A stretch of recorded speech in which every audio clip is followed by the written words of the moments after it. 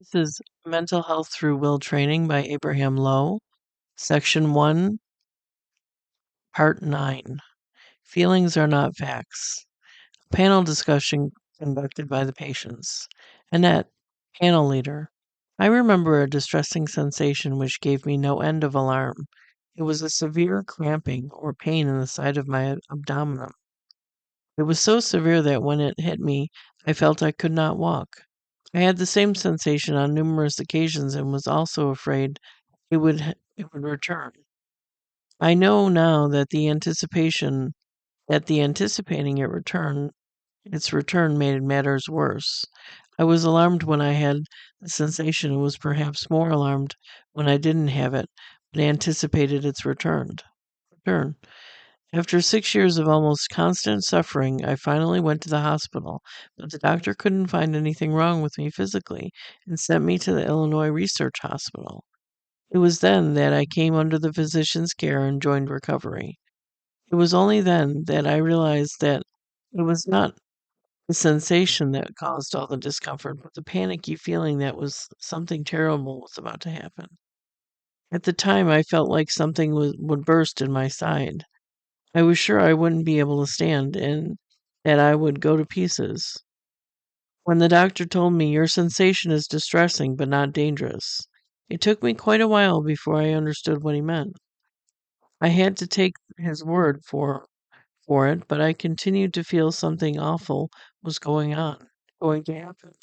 Today the sensation comes back occasionally. I have a slight twinge in my side even right now. In former days I would have been concerned. Today I know and know for sure that the sensation is merely distressing and not at all dangerous. I was no longer I no longer anticipate trouble. Any other examples? Margaret. Recently I had company from out of town. I hadn't seen them for 2 years, so I asked them to dinner. The cooking and the preparation were too much for me, and I got quite excited. I had again the pressure in my chest, and the palpitations were just awful. And I got a terrible pain in my head, and my eyes smarted, and every time I turned my head it cracked. A year ago I would have become panicky, and my husband would have called the family physician, and I would have fussed and stewed for days. This time I knew they were symptoms, and they were distressing but not dangerous. Annette, did you go ahead with what you had to do? Margaret, I felt like giving up, but I didn't. I knew there was no danger. Mary, yesterday I was invited to spend the afternoon with a friend. I took my little nephew along and had no trouble at all making the trip. I didn't feel nauseated as I used to feel on streetcar rides. By 7 o'clock I was ready to leave the party. As soon as I reached the street, my legs started to give in, and my heart pounded and my stomach flew around, and I looked at my nephew and didn't know what to do. My first thought was to rush back to my friend's house and ask somebody to bring me home. But I knew these were symptoms, and the sensations were not dangerous, and I just stood there, waiting till the symptoms would disappear.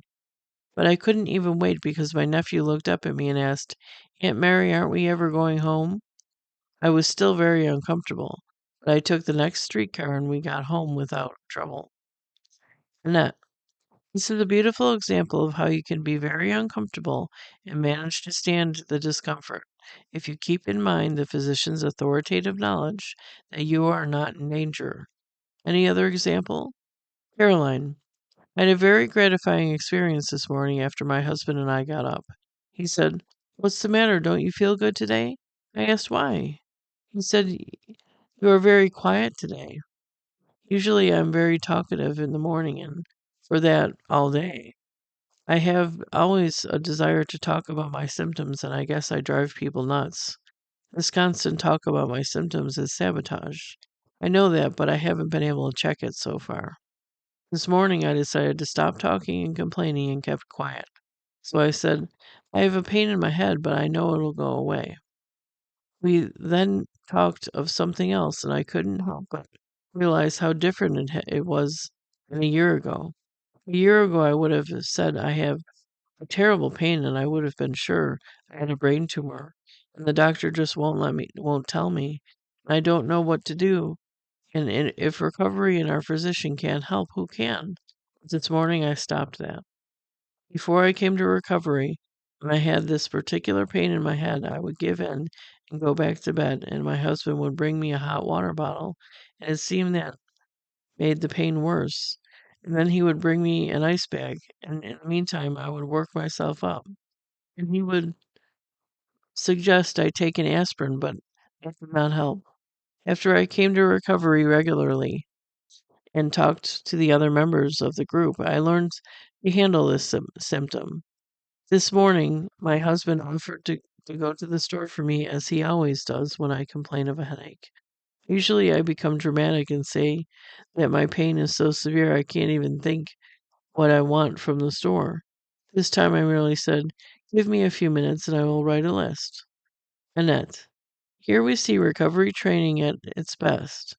Not because Carolyn did so much better this time and is improving, but because Carolyn has learned to make fun of herself and her symptoms. She has gained insight and knows now that she dramatizes her symptoms. She knows that she plays a game and plays for attention. She has learned not to take herself and her symptoms seriously. This is a great advance. Any other examples? Gertrude. As most of you know, my husband has been discharged from the service. Before he went in, I was quite sick, and one of my difficulties was getting his breakfast. I would have a terrible feeling of helplessness when I would make it, and I would say, "I can't do it." I would then get a feeling of tightness in my throat and feel like crying. On these mornings, I used to have a feeling of unreality. I would feel alone, and things looked changed and distant, and I felt I was changing. When my husband was discharged and came home, I made up my mind I was going to do my job, and he gets up at 5:30. I anticipated this feeling of helplessness, but even so, I got up and just felt fine. I discovered I was just looking for things, but they didn't happen. Really, I was only anticipating a danger, but there wasn't any if I didn't anticipate it. Annette, I had similar experiences with the feeling of unreality with the anticipating. You know, our physician tells us that anticipation is nothing harmful, but it must be calm and not fearful. You may anticipate a palpitation, but don't think of it as dangerous. I remember one day I had to take some responsibility about a social function being given by recovery, and I was the social chairman and had to arrange for a picnic grove. I didn't like being on the job, but I knew it was good for me. But a day before the picnic was scheduled, I became very uneasy. I thought I had to appear at my best at the picnic, and what will happen if I get some extremely distressing sensations? I may get this dizzy feeling and a sense of unreality. With me, this is the feeling as though I couldn't really feel things. I would handle them, and although I knew I touched them, I had the feeling I didn't touch them. I realized that I had a fearful anticipation and knew I was not supposed to anticipate in fear. But I had difficulty shaking off that fearful anticipation, so I called another member of recovery. I said, "I know I shouldn't anticipate danger, and maybe I was merely tense as anybody might be preparing for a picnic." This member then said, "You think you are merely tense, but I can tell by your tone or voice you are quite anxious about the symptom and and the fact it may return." Then she said, "Why, you can handle that. You have handled it before." Then she told me how she used to be fearful and she learned not to anticipate danger. I realized that how the older members of recovery did things, and I was not experienced yet and didn't know yet how to handle that anticipating. But with months of practice, I soon learned how to anticipate calmly. What helped me most to overcome the anticipating was the thought that I was average and not supposed to do an exceptional job. You know, the doctor always tells you that average people you meet are not critical. If you make a mistake, they will know that people on an average do not make mistakes or do make mistakes. They will not condemn you. We must always keep in mind how we judge other people. If they commit a blunder, we think nothing of it. We do not think of them as imbeciles. We simply notice the fact that somebody made a mistake and know that people do make mistakes. As Doctor says, people are tolerant with others, but they may be intolerant with their own mistakes. We nervous and former mental patients must learn to become tolerant toward our own mistakes. We must not want to be exceptional. It is time now to bring the panel to a close. Feelings are not facts, physicians' comments on the panel discussion. As I listened to the panel and heard one patient after another repeat sensations are distressing but not dangerous, it occurred to me that nothing could symbolize more beautifully the close union that exists in recovery between patients and physician than this fundamental recovery principle that sensations are merely distressing and not dangerous. The patient alone knows how distressing is his sensation. The physician alone knows how harmless and devoid of danger it is.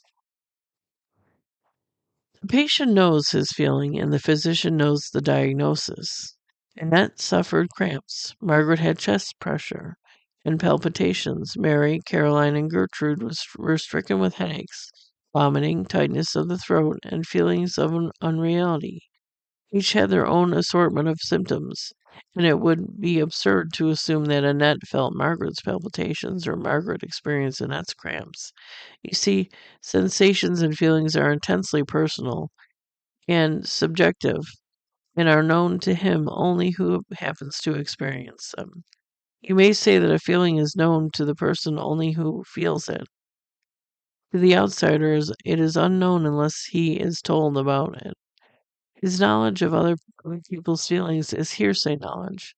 With regard to the patient's feelings, the physician is an outsider who cannot attain anything but hearsay knowledge of what the sufferer experiences.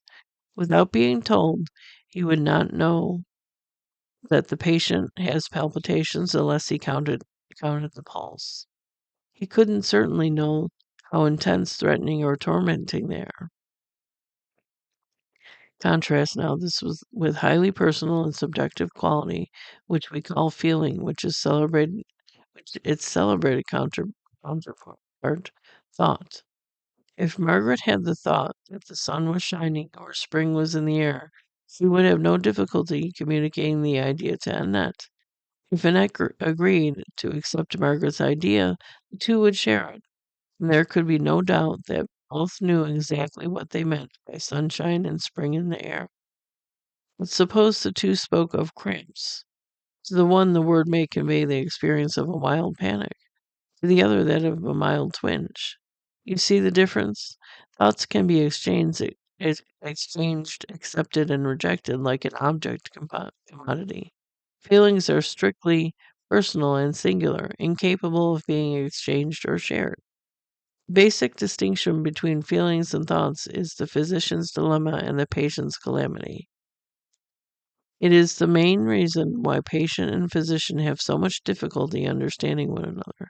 The physician speaks the language of thought, and the patient replies in the language of feeling.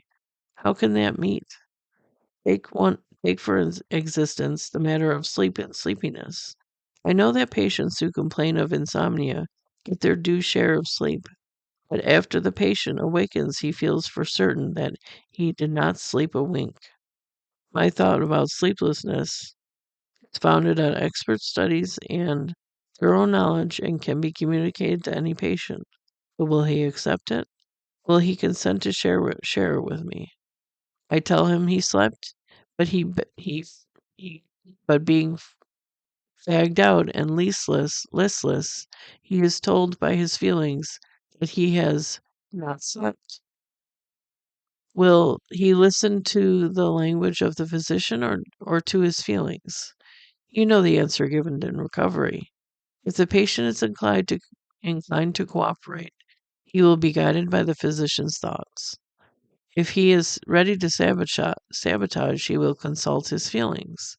Whether he does the one or the other means all the difference between health and suffering. Another example of the clash between the patient's feelings and the physician's thoughts. My thoughts about nervous fatigue and nervous exhaustion are known to you. The patient merely feels fatigue but is not. His fatigue is a psychological feeling and not a physiological condition. Being discouraged and having nothing to live for or to look forward to, he arises in the morning with a dreadful anticipation of one of those drab, depressing days, in which he will have to perform a deadly routine without zest or inspiration. The monotony and lifelessness of the day stares at him in the face. Being discouraged and sick and tired of it all, he cannot relax. His muscles feel heavy and limp. The physician knows it is discouragement and self disgust. The feelings of the patient speak forcibly and persuasively of the real physiological fatigue. Who will the patient listen to? To his physician or to his feelings? The answer is the same as with sleep.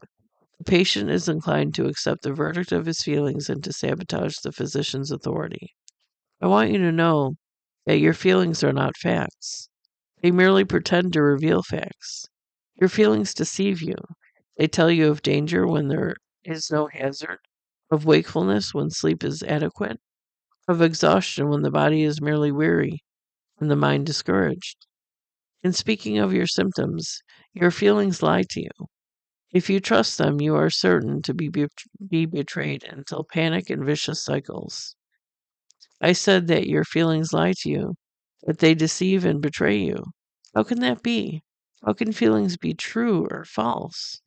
If you are sad, what has that to do with truth, deception, or treachery? Feelings are either experienced or they are not. They are present or absent, but never true or false. Thoughts alone possess the quality of truth or falseness.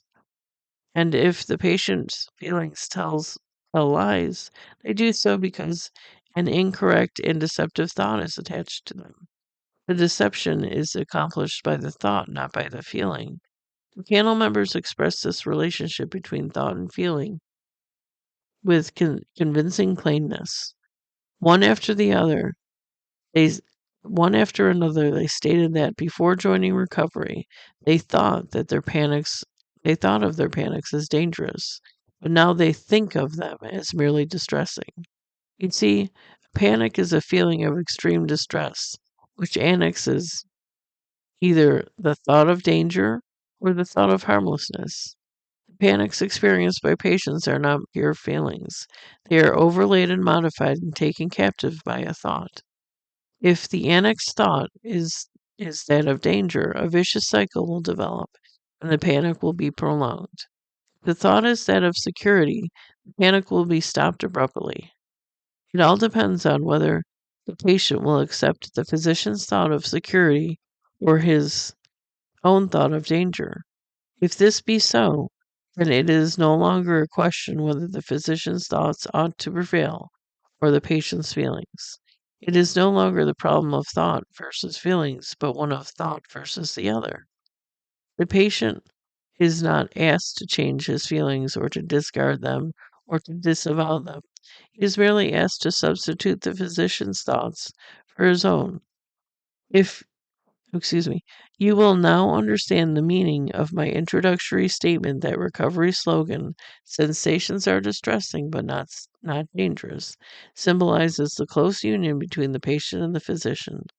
If it is assumed that the physician approaches the patient with an objective thought and the patient reciprocates with a subjective feeling, the two could never meet. Feelings cannot be exchanged or shared.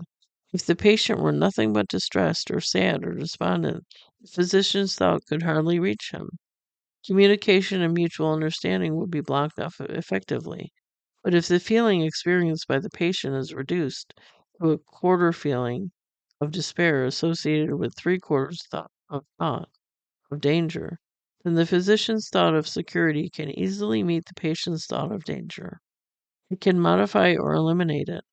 In recovery, this has been done with singular success, as the panel members quoted themselves. In former years, they entertained their own thoughts that the panic was dangerous. Now they accept the physician's thought that they are merely distressing. Please subscribe and I'll come out soon with section 10, which is called objectivity for as means for terminating panics. Excuse me. Okay, thank you. See you again.